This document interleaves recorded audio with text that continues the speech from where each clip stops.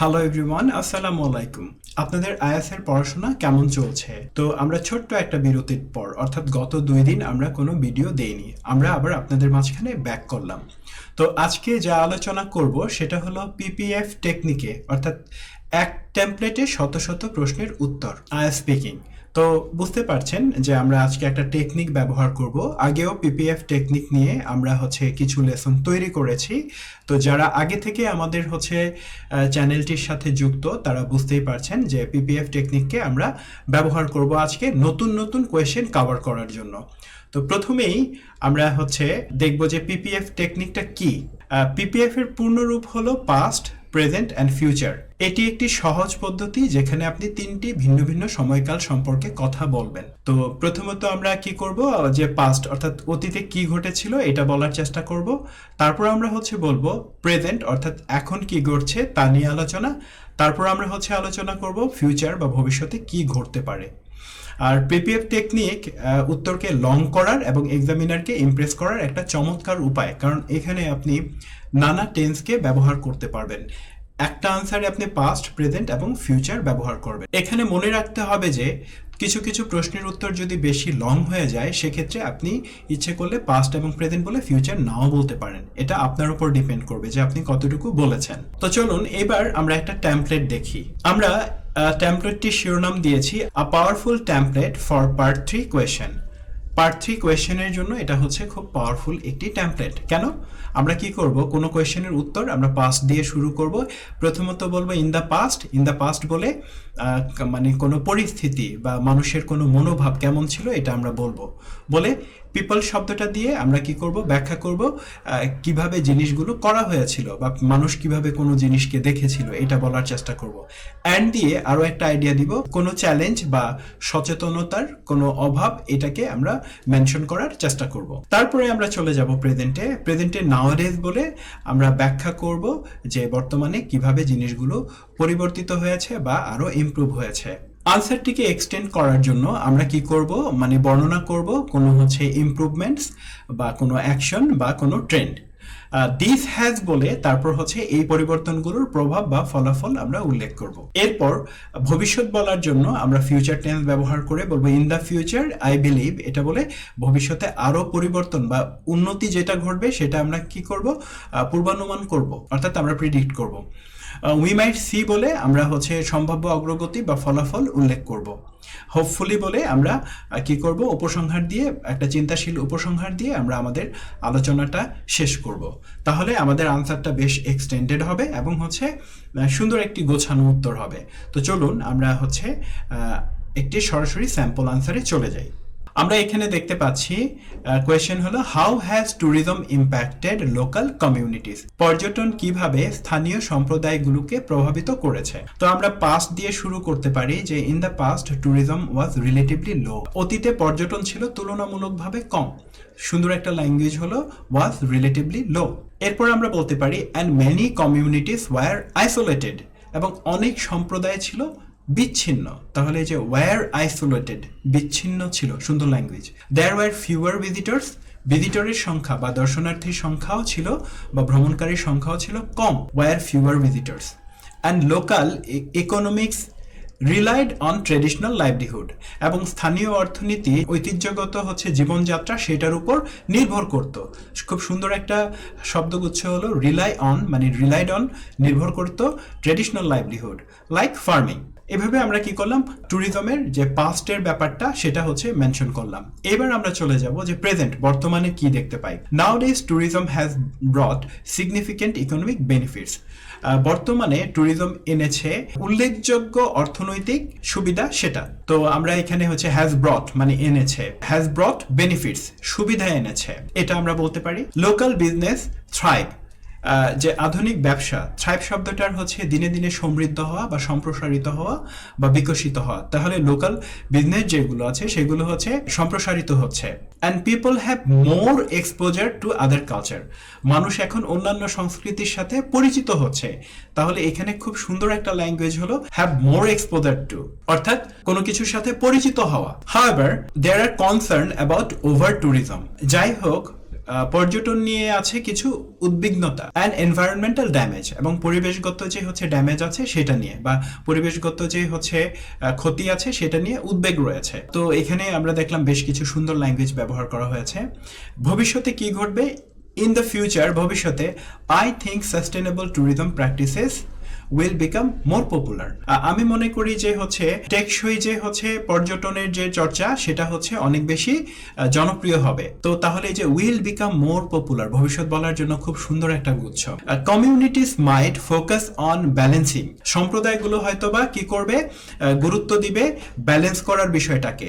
এখানে দেখুন খেয়াল করে যে মাইট দিয়ে বলছে, মাইট ফোকাস অন, হয়তোবা কি করবে, মনোযোগ দিবে বা হয়তোবা গুরুত্ব দিবে।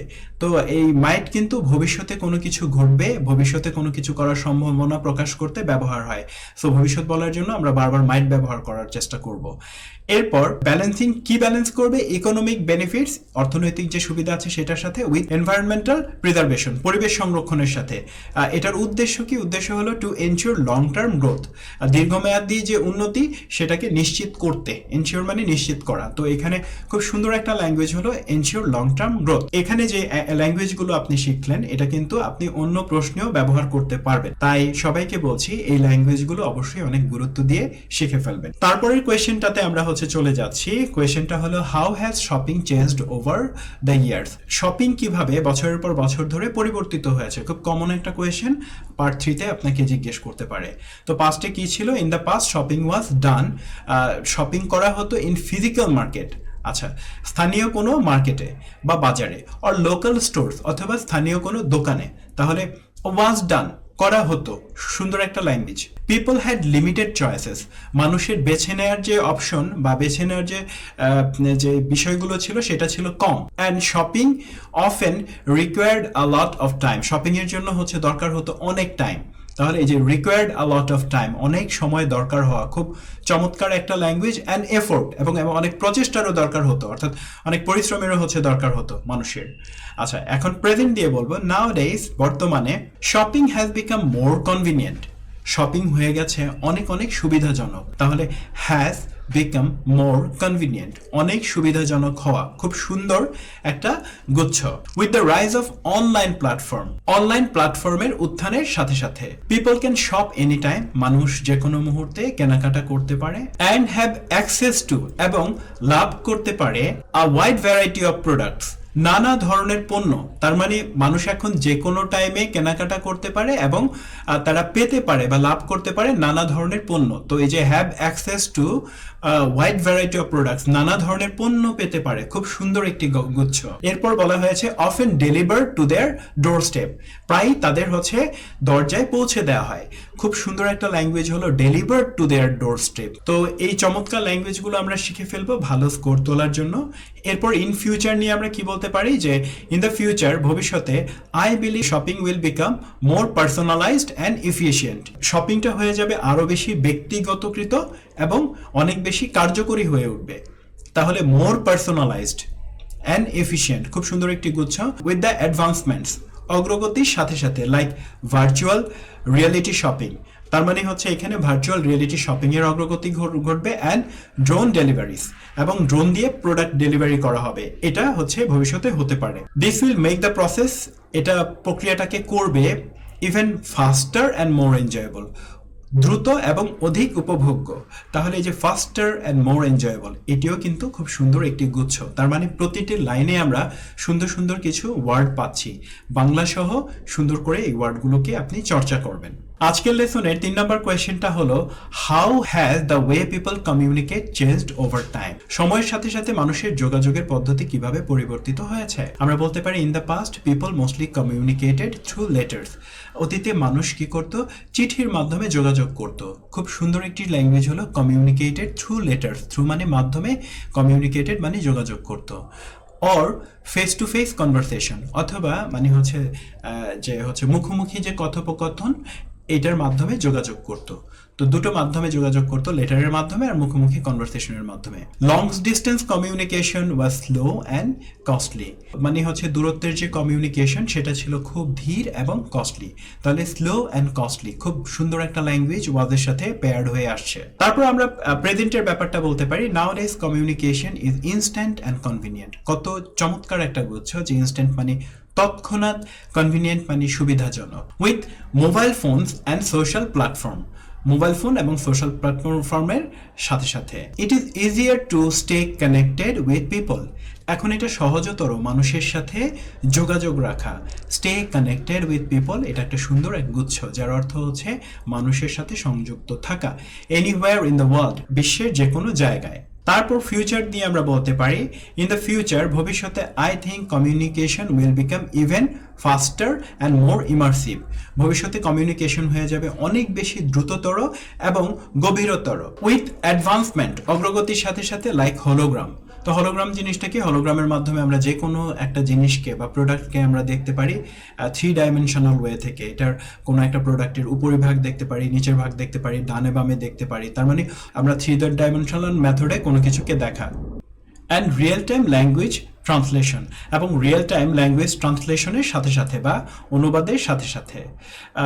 This will make global interaction even smoother, এটা যে বৈশ্বিক যে পারস্পরিক যোগাযোগ বা মিথস্ক্রিয়া, এটাকে হচ্ছে আরও সহজতর, সুন্দর এবং মসৃণ করে তুলবে। এই আনসারে অনেক সুন্দর সুন্দর ল্যাঙ্গুয়েজ কিন্তু ব্যবহার করা হয়েছে। আমাদের লেসনের সর্বশেষ কোয়েশ্চেন হলো, how has education changed over the past few decade, গত কয়েক দশকে শিক্ষা কিভাবে পরিবর্তিত হয়েছে। এই আনসারটিকে আপনারা ভিডিও লেসনটিতে পজ দিয়ে সবাই পড়ে নিন। এখানেও সুন্দর ল্যাঙ্গুয়েজ ব্যবহার করা হয়েছে।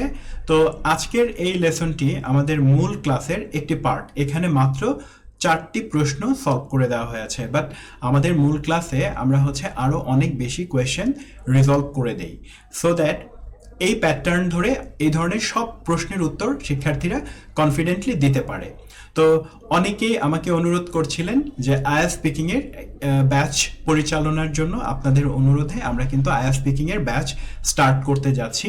তো 2 মাসের হবে ব্যাচটা, এবং কোর্সের ফিটাও আমরা নির্ধারণ করেছি। কোর্স ফি হলো 6000 টাকা। তো যারা আইএলটিএস স্পিকিংয়ের ব্যাচটা আমাদের সাথে করতে চায়, তারা এই ভিডিওতে কমেন্ট করুক বা আমাদেরকে হোয়াটসঅ্যাপে মেসেজ পাঠাতে পারেন।